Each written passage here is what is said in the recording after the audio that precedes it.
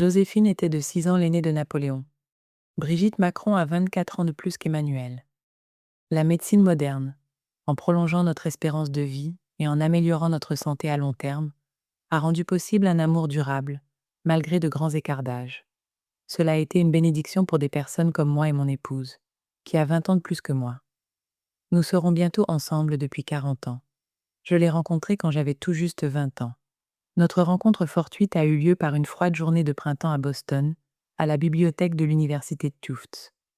En me rendant vers l'espace d'études, je suis passé devant une grande table couverte de livres.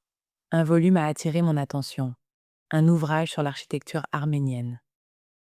Je ne connaissais rien à l'architecture arménienne, mais je projetais un voyage à vélo de la Turquie à Israël. Et je lisais tout ce que je pouvais sur les régions que j'allais traverser, y compris l'Arménie turque. Curieux, je me suis assis et j'ai commencé à feuilleter les livres. Peu de temps après, j'ai été surpris par une toux. En levant les yeux, j'ai vu une femme debout qui me fixait.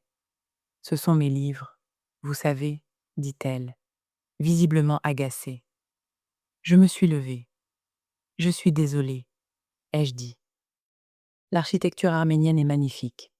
Je vais à Ani dans quelques mois. Maintenant, je sais ce qu'il faut regarder. Ani, dit-elle. Comment? Pourquoi? Je vais d'Istanbul à Jérusalem à vélo cet été avec des amis. Ai-je répondu. Nous prévoyons un détour par l'est de la Turquie avant de continuer vers la Syrie. Cela ressemble à une sacrée aventure, dit-elle.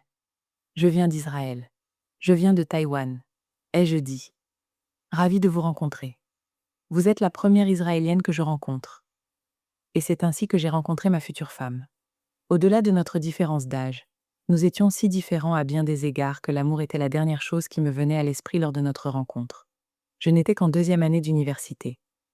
Elle était mariée, mère de 2 enfants, et préparait sa maîtrise en histoire de l'art.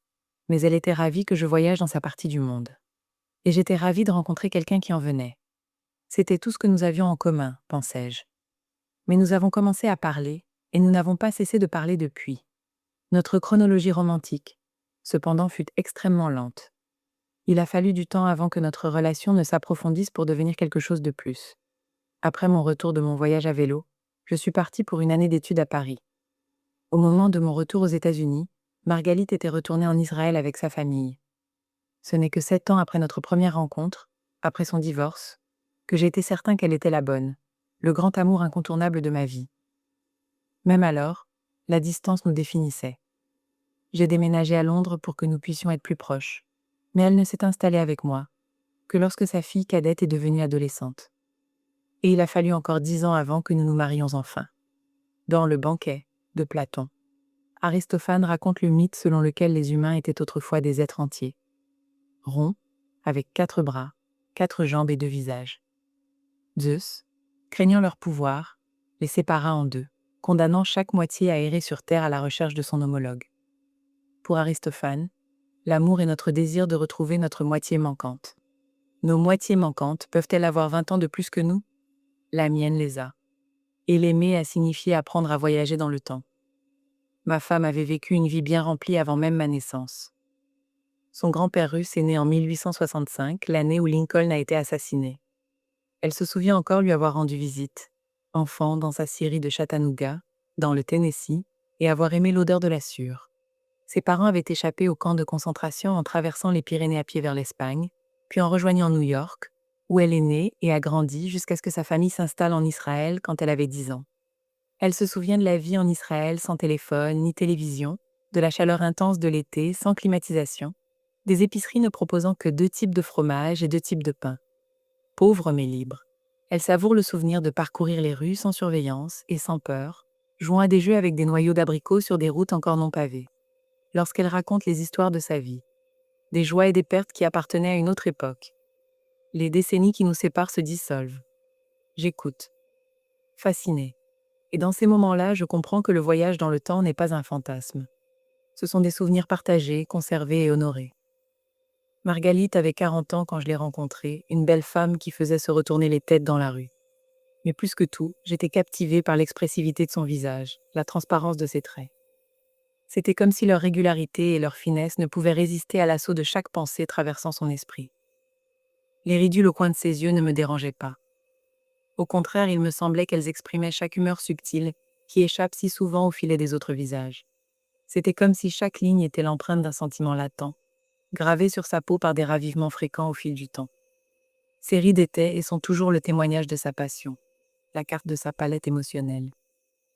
Je les aime comme j'aime l'écorce rugueuse des vieux pins romains.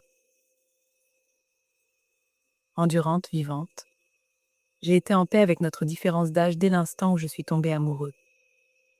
Mais il a fallu beaucoup plus de temps à nos amis et à notre famille pour arriver au même point. Pour ma famille, ma relation avec Margalit était carrément transgressive. Mes parents s'inquiétaient pour mon avenir. Et s'inquiétaient aussi de ce que cela pourrait dire d'eux dans une société taïwanaise conservatrice où le conformisme se fait souvent passer pour une vertu. Il a fallu des années pour que cette tension s'apaise.